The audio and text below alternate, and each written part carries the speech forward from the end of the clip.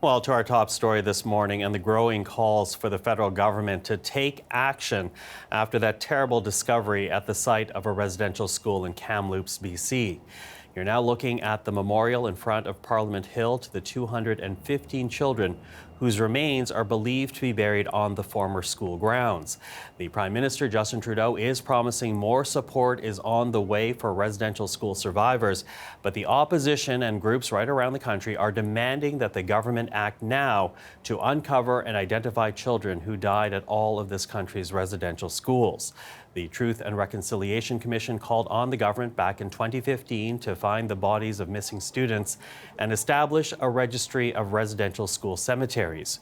More than $30 million was set aside for that work in the 2019 federal budget. Well, for more reaction to the findings in Kamloops, we're now joined by Stephanie Scott. She is the Executive Director of the National Centre for Truth and Reconciliation. She joins us today in Winnipeg. Ms. Scott, thank you for being with us. Good morning. Now, as you know, following the findings in Kamloops, there are now these calls for the protection of sites of former residential schools. What do you think should be done with these sites? Well, I think a lot of different parties have to come together, Indigenous communities, the churches, federal government, to protect those sites and establish frameworks to do the work. I think this has to be led by the Indigenous community most affected by, the development of such strategies. You need to speak to survivors, knowledge keepers, elders, how to approach the work. It's very complicated and difficult and opens wounds. You have to work to help heal the mental health of the people that are doing that work as well. Because, as you can imagine, it's quite devastating finding 215 children in one space in a mass grave. It's totally unacceptable. And I think we all need to come together and we have to respect those protocols before we do any kind of ground penetrating radar, working specifically with the community in an investigation of these sites. And I think I do also want to underline a point that you're making here, because this is not history. This is the lived experiences of many people that are now hearing this story once again. Yeah, it's not history. I heard a lot about, this being a dark chapter. It's closed. As you know, finding those 215 young souls, it's very present. You see, mourning right across the country that's taking place, grieving, ceremonies being held.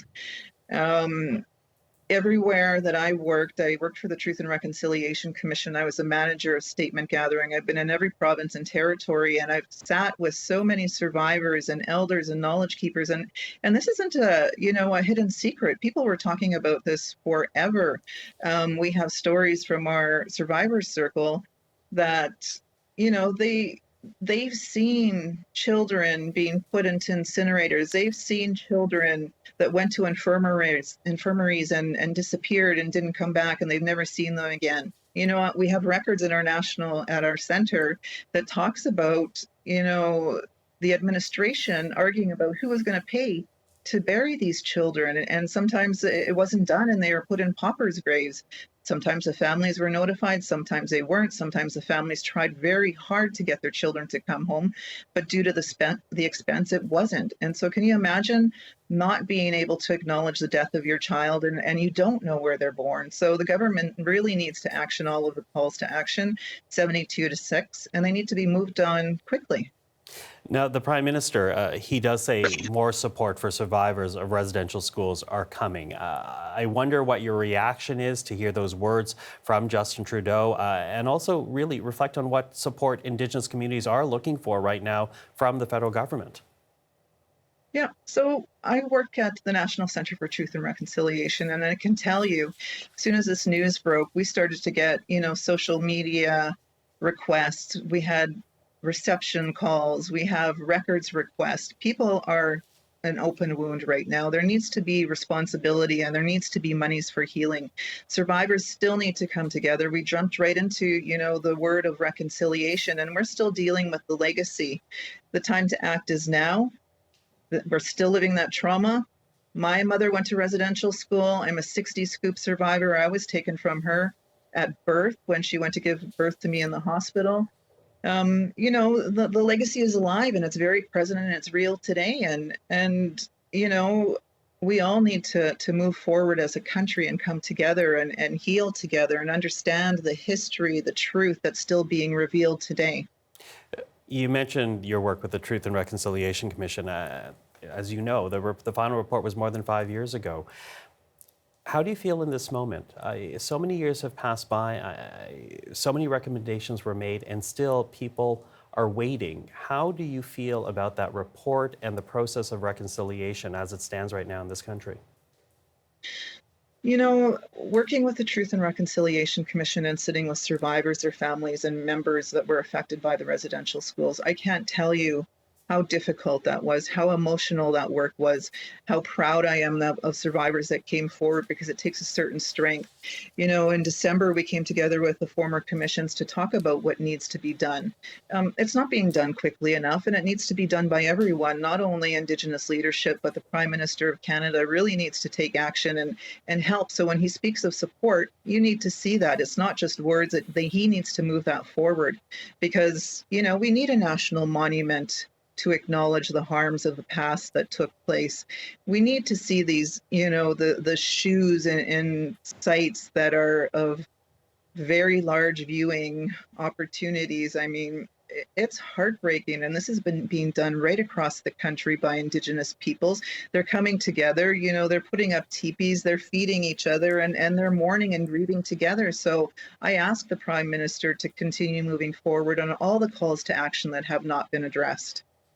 Now, the House of Commons is set to discuss this today. What would you like to see moving forward? What do you want to hear from all the leaders and politicians as they stand in the House? I think they need to press specifically in regard to calls to action 72 to 76. Ongoing work needs to be done. They need to reach out to the Indigenous communities and hear from them what they need. We still, I know the Bill C5, the National Day of Truth and Reconciliation, is going to be heard by Senate. So I'm hoping that that moves forward as well, that there's no opposition to that, because then Canada can come together and really understand and be educated about that truth and the ongoing truth that's going to continue to happen. And a National Council for Reconciliation, which still has not been introduced. I know that there's been some work done, but I think the time is now. Ms. Scott, I want to thank you for this. I so appreciate the time and your insight. Be well. And that is Stephanie Scott. You be well too. Thank you.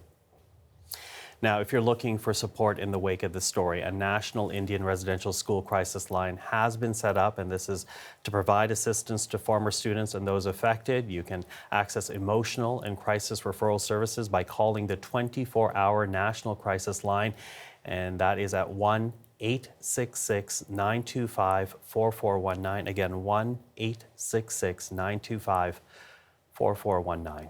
You're watching CBC News Network.